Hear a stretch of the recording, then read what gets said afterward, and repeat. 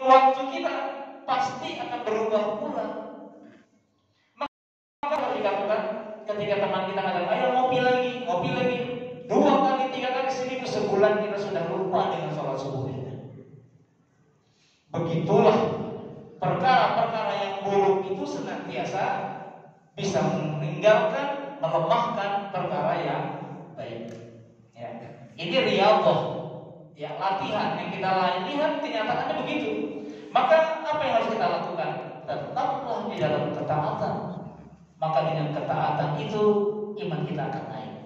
Maka kita bersyukur dalam masjid-masjid itu biasa ada ansor, orang-orang yang berkumpul, beriktikad, terus saling mengingatkan, bahkan ada grup-grupnya. Ayo bangun subuh, tahajud. Karena apa? Saling mengen. Karena kita ini butuh support, butuh dukungan dari teman-teman yang lain. Kalau tidak, ketika seseorang berpikir masing-masing, masjid ini kosong. Maka berkumpulnya birjam'i wal jamaah itulah keberkahannya, sehingga kita makin kuat, ya, semangat kita, ketaatan kita kepada Allah Subhanahu wa taala. Illal ladzina amilus sholihat, orang-orang yang senantiasa beramal saleh. Kebaikan itu bukan hanya dengan sholat, baca Quran, tidak, ada kebaikan-kebaikan yang lain yang harus kita lakukan. Innallaha kataba ala kulli syai'. Allah perintahkan kepada kita untuk berbuat baik dimanapun dan kapanpun. Tempatnya sebarang, waktunya sebarang. Karena di setiap tempat dan waktu ada amalan. Maka amalan yang keluar dari orang mukmin harusnya ihsan. Ihsan itu adalah sesuatu yang disukai Allah, ya. Sesuatu yang diridhoi dan dicintai oleh Allah Subhanahu wa taala. Ihsan itu tidak menunggu dipandang orang. Ihsan itu tidak menunggu harus begini-begini, tidak. Anta'budallah ka'annaka tarah wa illam takun tarah fa innahu yaraka. Ihsan itu adalah ya ikhlas begitu saja. Ada orang jatuh, angkat, bantu. Ada batu di pinggir jalan, singkirkan, begitu saja. Tanpa harus foto dulu, shooting dulu. Itu gak bisa. Ihsan itu hadir karena kita menginginkan kebaikan sebanyak-banyaknya.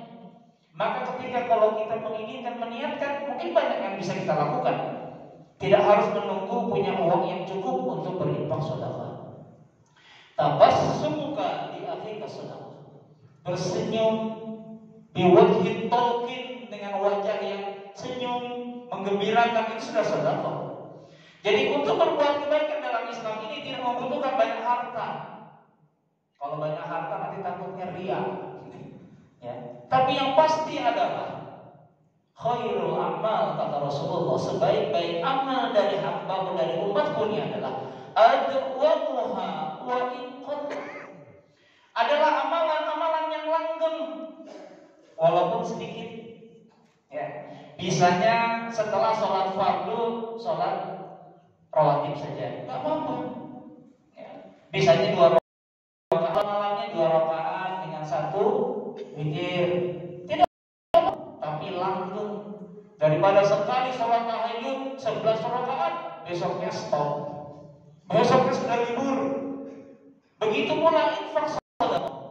Kalau memang kita menginginkan di subuh itu ada berkah dari Allah Subhanahu wa taala, sebagaimana doanya Nabi Muhammad SAW, Allahumma barik lana fi bukurina, ya Allah, berkahilah umatku ya Allah di pagi-pagi mereka.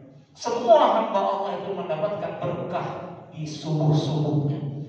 Bukur itu sebelum subuh, sudah bangun, sudah bersiapkan diri, itu orang-orang yang diberi berkah. Apalagi kita bisa memberikan kebaikan, datang ke masjid dengan uang yang ada, kasih. Jangan sekali infak 1 juta, besok istirahat setahun. Sayang, keberkahan di hari demi hari itu ada. Kita kasih 5.000, besok 5.000, menghantarkan kehadiran kita di jamaah di masjid ini luar biasa, ya.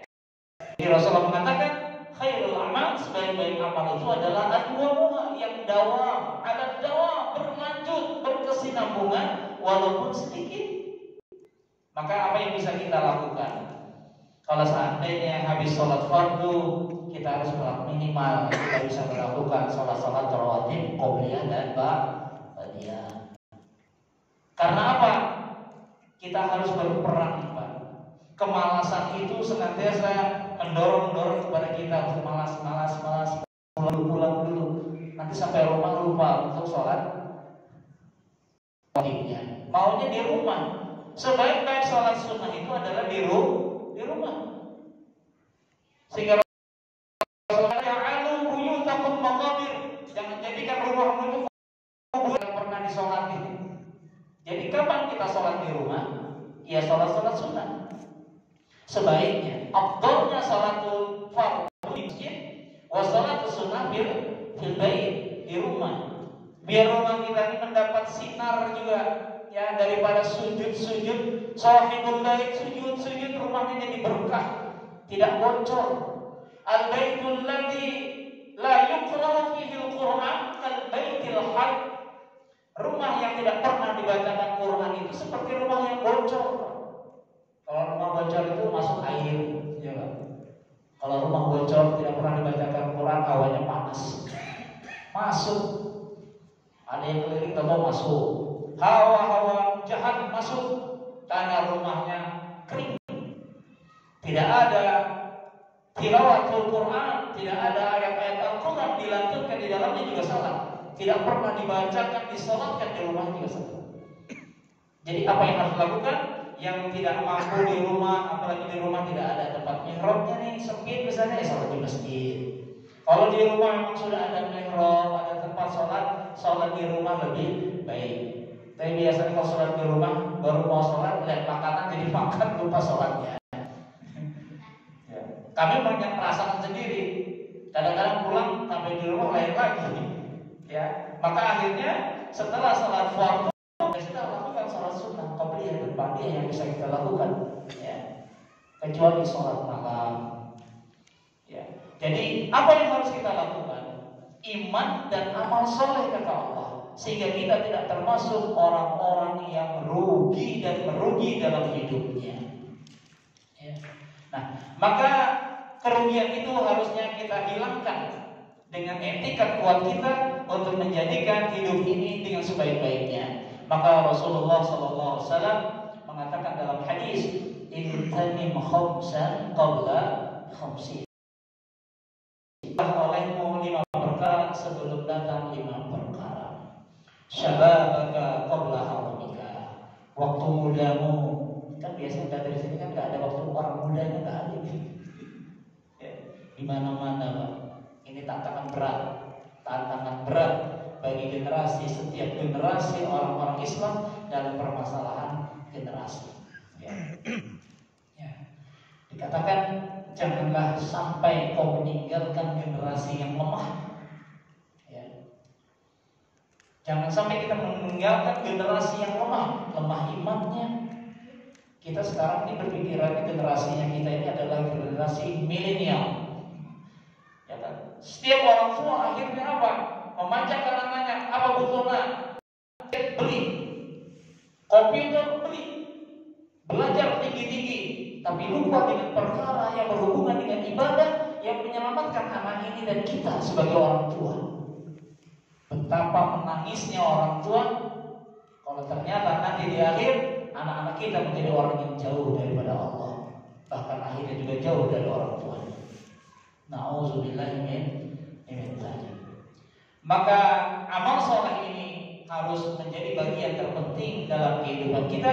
Maka Rasul mengatakan, "Iqtanim khamsan qabla khamsin." Yang pertama adalah masa mudamu sebelum datang masa tua. Orang yang beribadah waktu muda itu biasanya maksimal, tenaganya kuat. Kalau sujud rukuk tahan sampai 20 rakaat bisa. Tapi kalau sudah tua pasti terbatas. Ya. Orang yang tua pasti sulit melakukan yang berhubungan dengan fisik dibanding dengan anak-anak yang muda. Cuma ada salah satu masalah dalam pikiran kita begini, Pak. Mungkin ini sebagai evaluasi. Anak itu disebut mumayyiz itu kira-kira umur berapa? Mumayyiz itu balik. Anak itu biasanya balik umur berapa? Kita anggap saja ya SD kelas 6. SD kelas 6 itu 13 tahun. 13. Karena kita 7 tahun baru masuknya. 7 tambah 6, 13. Sementara Rasulullah mengajarkan kepada kita, muru sibyanakum bis sholati bisa sini. Perintahkan anak-anakmu untuk sholat pada umur 7 tahun. Wadribuhu fi ashri, dan pukul dalam arti didiklah dengan keras ketika mereka sudah berumur 10 tahun. Ya, itu mungkin itu orang Arab mungkin yang gede-gede ya. Kalau sudah gede ikut perang. Kalau kita 7 tahun masih ngemek-ngemek di rumah aja ya. Yang menjadi masalah adalah ketika kita ini lalai, bahwa ketika anak kita itu sudah berumur 13 tahun, mereka menganggap belum wajib sholat, dan orang tuanya biasa-biasa saja. Ingat, anak yang sudah berumur 13 tahun itu mumayyiz, mukallaf bi syariatil Islam. Dia sudah terbebani dengan syariat Allah. Apalagi anak-anak perempuan, dia lebih cepat dewasanya. Ya, tandanya orang itu sudah dewasa, laki-laki ya, ro'a bil manam, dia mimpi sudah. Perempuan juga lebih cepat. Maka ketika tanda-tanda itu ada, anak itu sudah balik, maka dia mukallaf wa mukallafah bi syariatil Islam. Maka ketika Allah perintahkan sholat, dia tidak sholat, dosa. Kalau itu terjadi, berapa banyak anak-anak kita itu berdosa sepanjang hari, minggu, bulan, tahun. Kalau dia menganggap itu tidak wajib dan menganggap masih kecil, dan lebih berdosa lagi kedua orang tuanya. Ya. Anak itu adalah manifestasi daripada orang tua. Ar-rajulu ra'in wa huwa mas'ulun an ra'iyah. Seorang laki-laki yang dewasa itu menjadi pemimpin dan dia wajib dan bertanggung jawab terhadap orang yang dipimpinnya. Maka ini yang kita takuti, ketika anak-anak itu lemah pendidikan agamanya, lemah pendidikan syariatnya, sehingga akhirnya mereka di sekolah sholat malas-malasan karena tidak ada orang tua, di rumah tidak ditegur orang tua, sehingga akhirnya dia menganggap biasa. Baru dia sholat kalau sudah mau nikah misalnya. La haula wala quwwata illa billahil aliyyil azim. Inilah malapetaka yang kita kasihankan kepada anak-anak kita. Karena anak itu menjadi anak yang merugi. Karena apa yang dia tinggalkan ketika dia sudah mukallaf, maka itu adalah tumpukan kemaksiatan, dosa, dan kapan dia bisa akan membayar kemaksiatan dan dosanya. Maka kata Rasulullah, "Iktanim khamsan syababaka qabla haramih." Ya, waktu muda sebelum datang waktu tua. Yang kedua adalah wasihataka qabla saqamika. Waktu sehat ini waktu yang sangat berharga untuk memaksimalkan ibadah kepada Allah, bi ibadatillah wa bi muamalah. Ya, memaksimalkan ketika kita waktu sehat sebelum datang waktu sakit. Yang pasti kalau sudah sakit kita tidak bisa maksimal. Walaupun bisa tetap sholat, tapi maunya tidak sholat. Yang kita kasihani ketika orang tidak mengenal syariat, ketika tidak bisa bergerak, apalagi dengan impus saja sudah seakan-akan sudah sholat. Nauzubillah misalnya. Ketika hanya cuma diimpus saja dan masih sehat, tetap kewajiban sholat tidak akan pernah gugur bagi orang-orang yang laki-laki yang harusnya sholat itu fardu ain dan tidak bisa digantikan sholat itu. Sholat tidak bisa digantikan. Saya tidak sholat dulu, saya masih diimpus, dosa. Ya. Nah, maka orang-orang yang sakit jangan sampai kita sakit. Maka ketika waktu sholat, waktu sehat maka kita maksimalkan. Ketika sakit pun tetap sholat. Bagaimana sholatnya?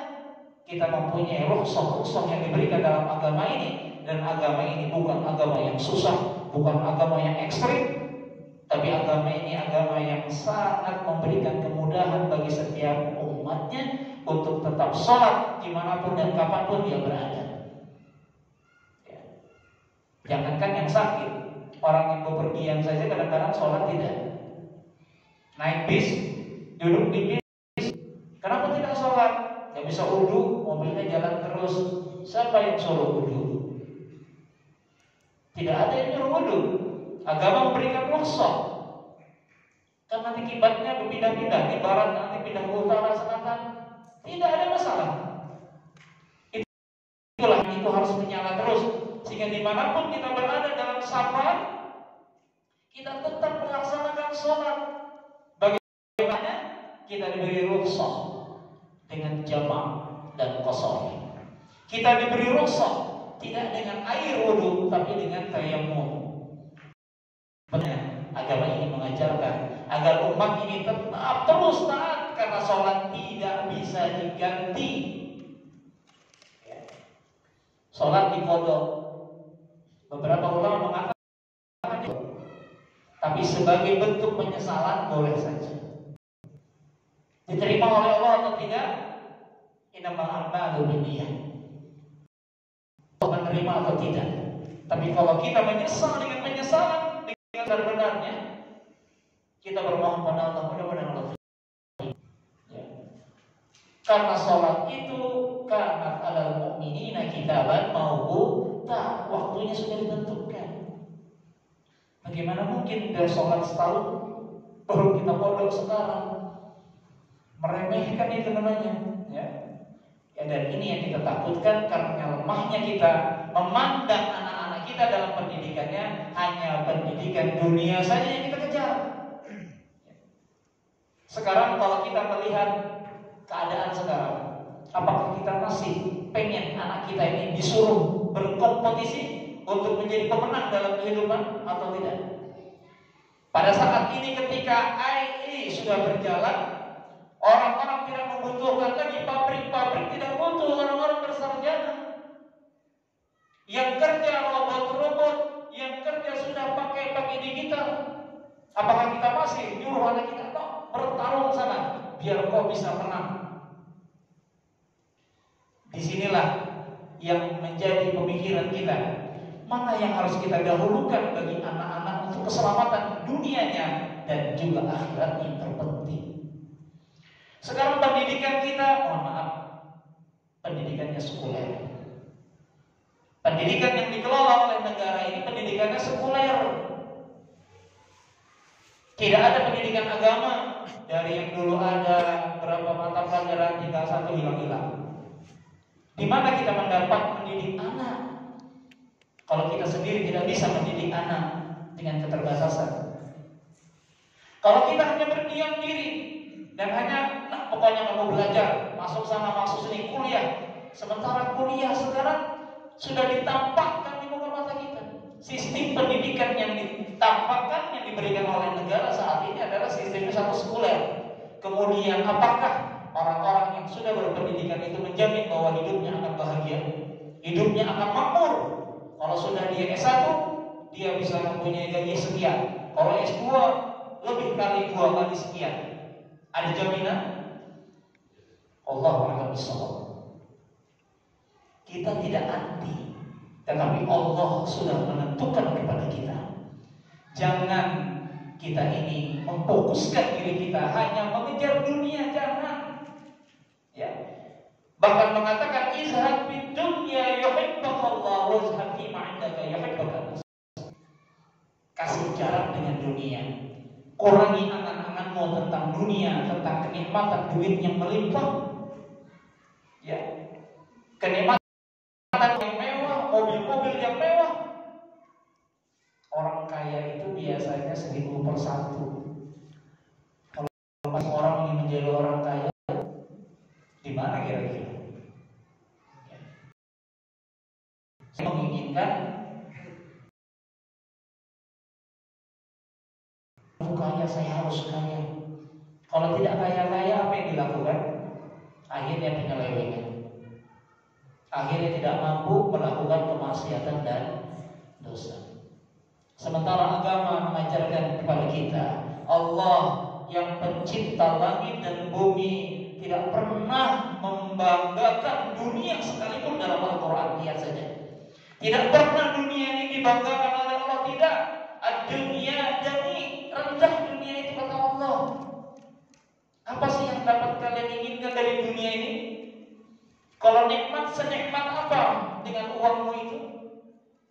Karena yang pasti dunia ini adalah faniyah, halikah, sementara dan hancur, tidak ada. Ketika datang seseorang kepada Rasulullah, mali, aina mali, dan Rasulullah sedang membaca alhaakumut takatsur hatta zur. Ketika itu Rasulullah bisa membaca ayat itu, hancur orang yang menimbun-nimbun harta sampai dia masuk ke dalam kubur.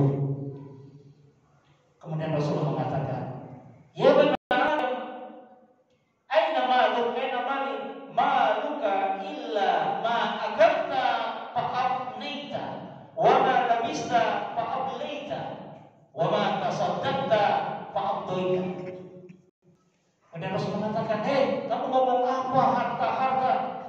Tidak ada hartamu kecuali yang kau makan itu hancur, kata Rasulullah. Yang kau pakai itu pasti akan rusak, dan yang kau infakkan itu yang disetujui, yang diridhoi. Jadi harta itu bukan yang ada yang kita miliki. Harta itu kepada Allah dan Rasulnya bukan harta yang kita simpan, bukan harta yang kita tampakkan menjadi rumah yang mewah-mewah, tidak. Tetapi harta yang sebenarnya adalah harta yang diinfakkan di jalan Allah. Begitulah agama yang diberikan kepada kita, ya, agar kita bisa menjadikan dunia ini sebatas untuk hidup. Karena Allah berjanji, wa ma min dabbatin fil ardi illa 'alallahi rizquha. Dan tidak ada yang melata di muka bumi ini kecuali rezekinya sudah menjamin, kata Allah Subhanahu wa taala. Ya. Ada orang Pak bekerja 24 jam, bahkan 25 jam tidak kaya-kaya. Tapi ada yang bekerja sebentar, belum dapat kaya raya. Tidak adil dong. Saya bekerja ini tidak bisa. Maka dikatakan oleh Allah, wala tatamannau ma qaddalallahu ba'dukum ala ba'din. Janganlah kita ini berangan-angan ingin mempunyai sesuatu yang dipunyai orang lain. Wa lirijali nasibun mimma iktasabu, dan setiap laki-laki mendapatkan bagiannya, dan setiap wanita mendapatkan bagiannya juga. Ya. Maka apa yang harus kita lakukan? Sebagai hamba Allah kita berikhtiar kepada Allah Subhanahu wa taala tanpa meninggalkan kewajiban kita kepada Allah Subhanahu wa taala. Karena Allah mengatakan, "Wabtaghi, carilah olehmu wahai hamba-hambaku, wabtaghi fi ma ataka." Yang disuruh kejar itu adalah kenikmatan akhirat. Jalannya itu adalah ibadah, iman dan amal. Yang disuruh Allah kejar oleh kita itu adalah darul akhirat. Yang harus dikejar, kau siap, kau cari sekuat tenagamu. Malam-malam bangun sholat, gitu ya. Ketika datang waktu sholat bil jam'i wal jamaah dengan sesama orang mukmin, sahabat itu, disitulah pundi-pundi keuntungan yang layak untuk menjadi sebab kebahagiaan dunia kita bisa raih. Wala tansa nasibaka minad dunya. Tapi jangan lupa hidupmu di dunia. Kira-kira kalau diprosentasikan ayat ini, kita bisa mengatakan akhirat itu yang harus kita habiskan umur kita, kesehatan kita, kesempatan kita, hidup dan mati kita 80% untuk akhirat, 20%-nya untuk usaha. Wah, nanti hidupnya gimana? Keluarga kita nanti gimana kalau 20%? Bisa nggak hidup? Insya Allah.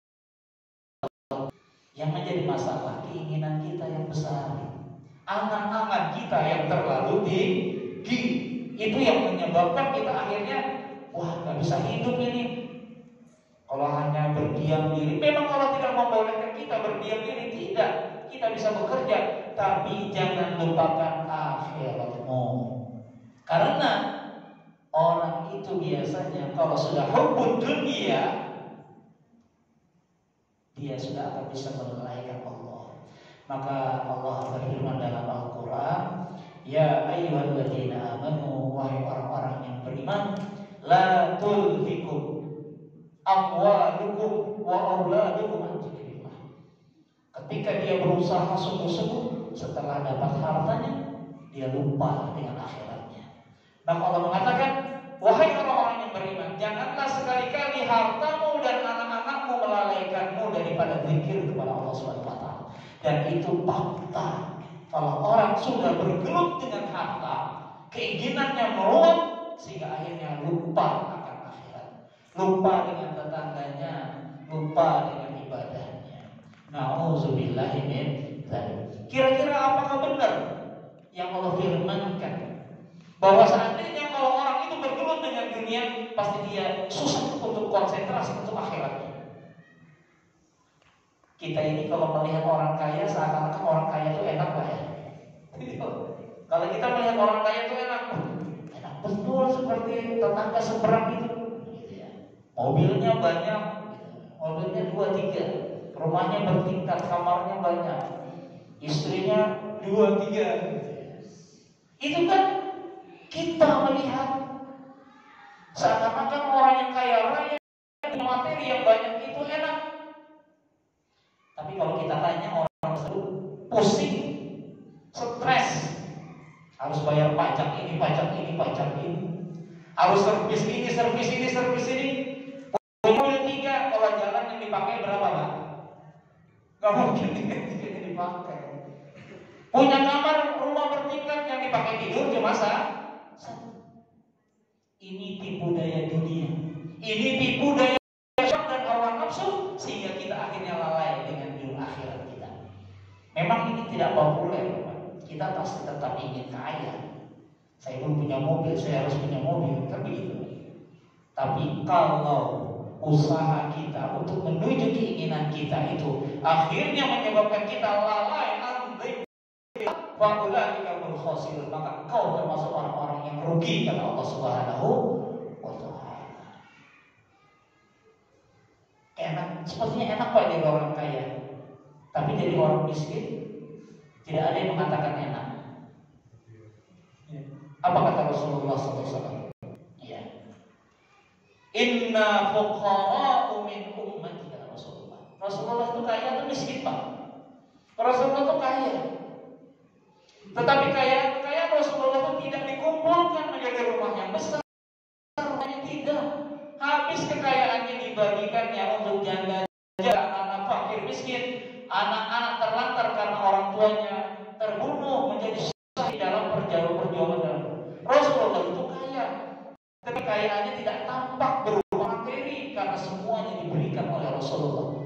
Hidupnya Rasulullah kira-kira berlimpah dengan makanan minuman? Tidak. Kita baca dalam sirah Nabawi, Rasulullah itu fakir, Pak. Bahasanya ya, tidak fakir, tapi yang dia jalankan adalah kehidupan yang sederhana. Maka Rasulullah terkenal dengan Abul Masakin wal Fuqara. Bapaknya orang-orang miskin dan fakir itu Rasulullah. Karena Rasulullah tidak mencontohkan hidup yang jumawa, hidup yang bermegah-megah, tidak. Kenapa ya? Harusnya Rasulullah itu teladan kita. Begitulah cara hidupnya. Ternyata Rasulullah SAW pernah bersabda, inna fuqara min ummati yadkhuluna al-jannah 500 min aghniya. Apa kata Rasulullah? Sesungguhnya fuqara min ummati, orang-orang fakir dari umatku yang beriman, yang tetap tegar imannya walaupun dia cukup sederhana, kurang sedikit, tapi tetap saja dalam ketaatan kepada Allah. Yadkhuluna jannah, akan masuk surga kata Rasulullah 500 tahun sebelum dimasukkan orang-orang kaya ke dalam surga. Kita kira-kira